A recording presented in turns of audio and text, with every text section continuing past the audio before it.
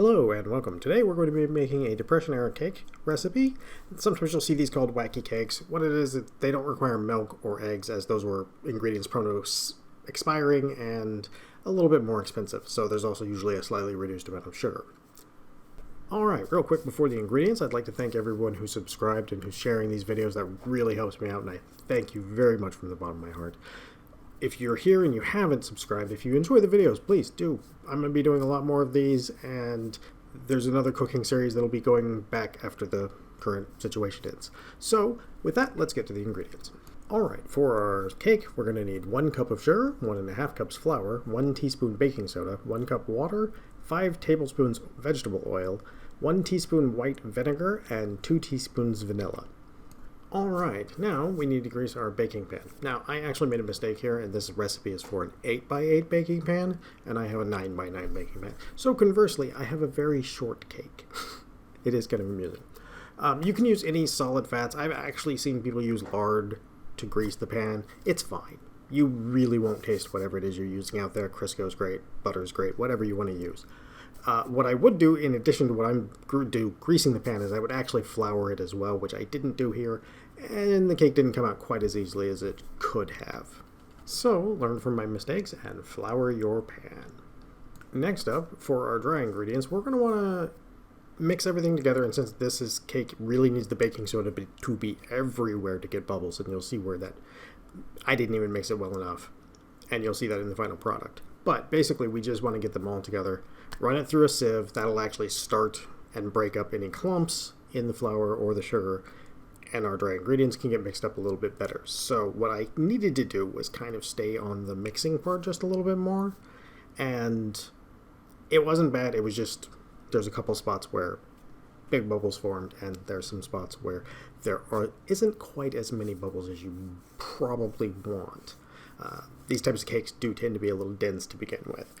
Also, by running it through the sieve, we're also going to add more space, and that does make the cake lighter, which is why we're doing so much mixing on this and making sure that all of our flour and sugar particles are separate and hopefully mixed thoroughly. Again, mine didn't go quite as well, but it's not that big of a deal. So, that takes care of our dry ingredients. And with the wet ingredients, we're just going to want to mix everything in a bowl and just get them all together first. Some recipes will actually call for you to make wells in the flour and put everything in separately, but I found that that doesn't actually have any effect. It doesn't make the vinegar and the baking soda react any less as you're stirring the bowl. You can actually go faster by just pouring the whole liquid contents onto it and then doing your mix as relatively quickly as you can. So, that is done.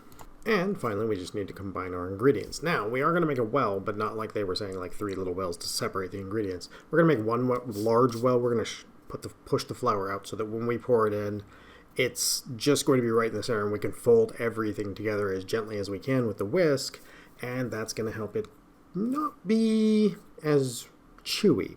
These tend to have a little bit of spring and a little bit of, I wouldn't say rubberiness to them, they just have a little bit of springiness to them.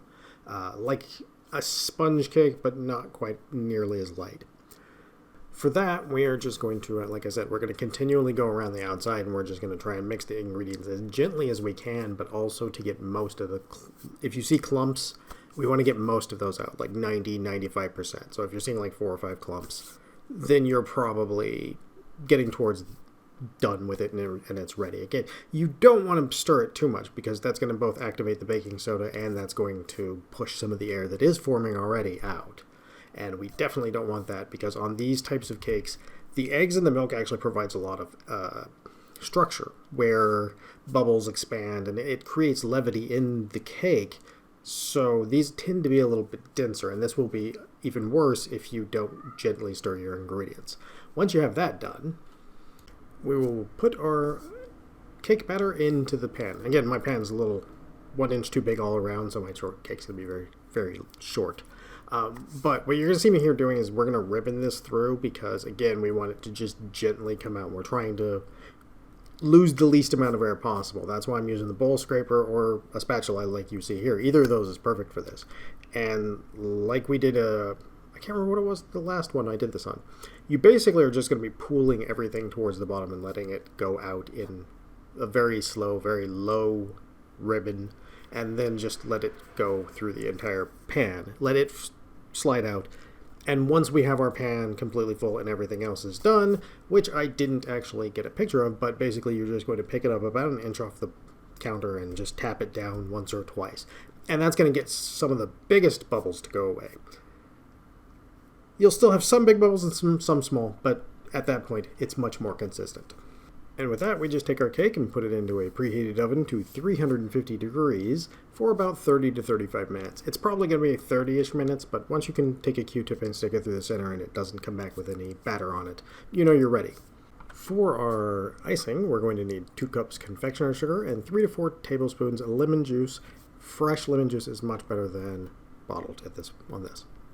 Alright, for the glaze, we just want to take the powdered sugar in a large bowl and we want to mix our lemon juice with it. Oh, hello, Layla. As you mix it, we just want it to come to a slightly thinned consistency. It doesn't have to be super thin. In fact, this is actually a little too stiff, and I would recommend that 4th tablespoon of lemon juice because this also had a bit of a sugary it was too much sugar. The ratio wasn't quite where I would want it. I would definitely go with the 4th tablespoon of lemon juice if I did this again. And I will, very soon. Once you get it to, it's going to be about just slightly less, you want it just a little bit less thick than what you're seeing me have here.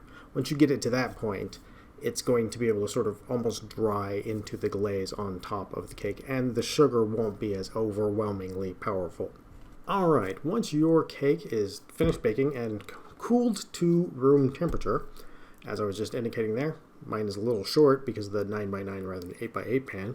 Once it is cooled to room temperature, we can put our glaze on. And we're going to do that kind of in the same way, ribboning it out. And we want to use the spatula to scrape downwards and make the puddle of glaze. In this case, this glaze didn't turn out as good as I wanted it to. It didn't have quite as much lemon flavor, so I would suggest going to the 4 tablespoons. This was just 3. And it's kind of seemed like the cane sugar taste was the overwhelming taste, and it'll be that way both ways. But in the case of 4 tablespoons, it will be significantly less, which is probably what you're going to want to do. Plus, that'll give it a slightly thinner consistency, and at that point, you'll be able to spread it into a much thinner layer. Now, it's going to look, I end up scraping most of this off the board afterwards, but for the looks and the pictures of the serving, I wanted to just get a nice look with it dripping off the sides like you would a bundt cake or something like that. And I thought it actually came out pretty nicely. You will end up with probably about probably about twice as much glaze as you need, so you might even go so far as to just make half, or you might just, you can refrigerate it. It'll hold up for a couple of weeks in the refrigerator if you want to just make a second cake down the road. Also with lemon frosting. I don't know if that's going to be the way you want to go. Anyhow, for what you see me doing there is I'm just taking the thicker spots and I'm spreading them out so that the whole thing gets covered in the dripping and that little, picture perfect moment. When you go to, if you are going to take a picture, what I will say is this: once you get all the glaze where you want it, give it about 30 seconds to just sort of settle down, and it will actually grow into a much more smooth look for your pictures, if that is what you would like to do. And with that, your cake is glazed and it is ready to serve.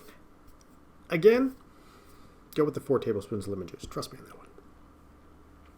This was actually a really good cake. It tasted great. Even with the very sugariness, of the glaze is offset somewhat by the vanilla and not very sugary cake. So it does bring it down quite a bit. You could go with this exact thing as long as you went with a thin icing ratio. It'll turn out perfectly fine. And that is how we make our cake.